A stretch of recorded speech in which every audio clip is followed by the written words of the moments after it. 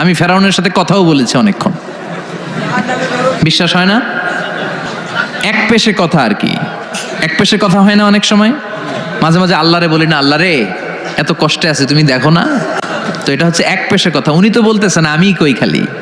তো ওইভাবে ফেরাউনের সাথে কিন্তু আমিও কথা বলেছি, যেহেতু আমি আল আজহারে পড়াশোনা করেছি। মিশরের রাজধানী কায়রোর ন্যাশনাল মিউজিয়ামের রয়্যাল মমিস চেম্বারে সেকেন্ড ফ্লোরে ওর লাশ রাখা। ওটা দেখতে 200 পাউন্ড লাগে, ইজিপশিয়ান পাউন্ড। যেহেতু আমার কাছে আল আজহারের কার্ড ছিল, ইজিপশিয়ান কার্ড, তো আমি ওই কার্ড দিয়ে ফ্রিতে ঢুকেছি। অনেক আশা ছিল যে ফেরাউনটারে দেখব।